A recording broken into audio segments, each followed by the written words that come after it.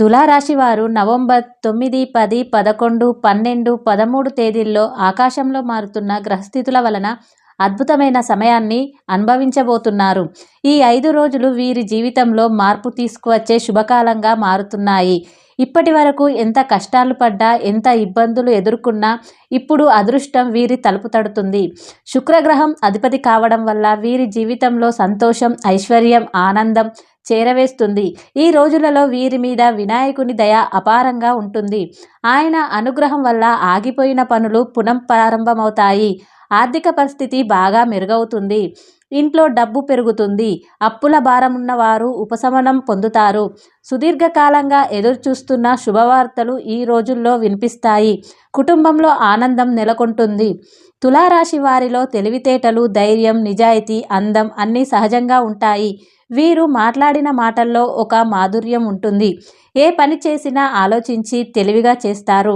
జీవితంలో ఎన్నో సవాళ్లు ఎదుర్కొన్నా వెనుకడుగు వేయరు. గుండెల్లో ధైర్యం ఉంచుకొని ముందుకు సాగుతారు. వీరికి కోపం ఉన్నప్పటికీ మనసు మాత్రం ఎంతో మంచిది. ఎవరికి సహాయం చేయడానికైనా వీరు సిద్ధంగా ఉంటారు. ఎవరిని మోసం చెయ్యరు. కానీ వీరినే కొంతమంది మోసం చేసే పరిస్థితులు వస్తాయి.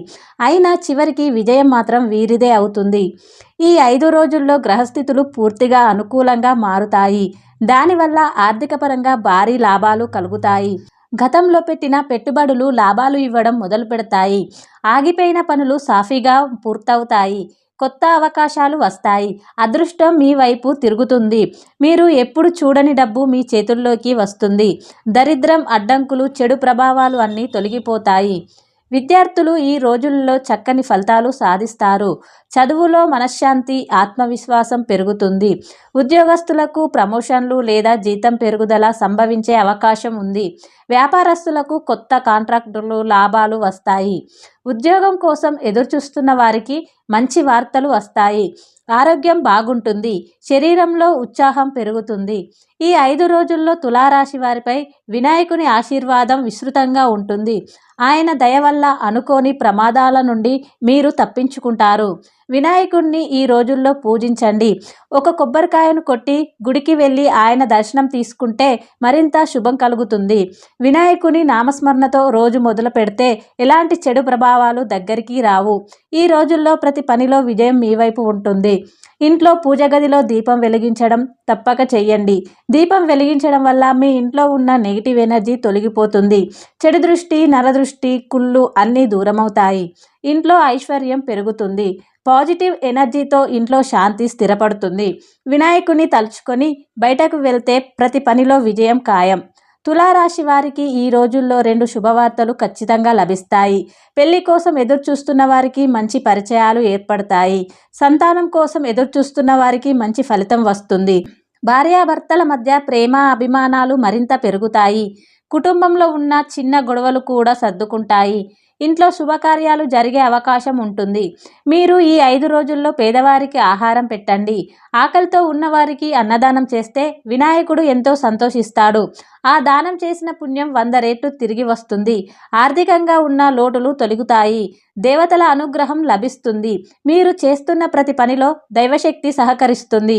ఈ కాలంలో ఎవరితోనైనా గొడవలు పడకుండా ఉండండి. ముఖ్యంగా R మరియు S అక్షరాలతో పేరున్న వారితో జాగ్రత్తగా ఉండండి.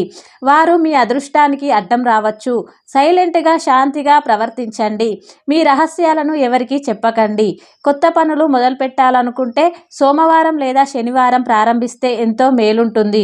ఆ రోజుల్లో ప్రారంభించిన పనులు ఎలాంటి ఆటంకాలు లేకుండా సాఫీగా సాగుతాయి.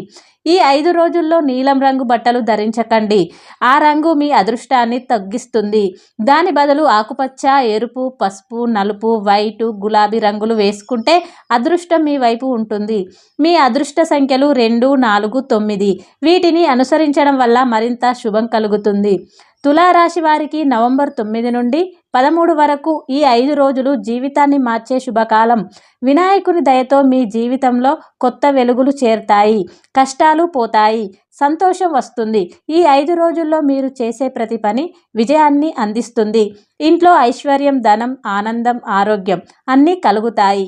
ఈ కాలం మీ జీవితంలో ఒక కొత్త ఆరంభంగా నిలుస్తుంది. ఈ వీడియో కనుక మీకు నచ్చినట్లయితే ప్లీజ్ సబ్స్క్రైబ్ చేయండి. అలాగే లైక్ చేయండి, షేర్ చేయండి.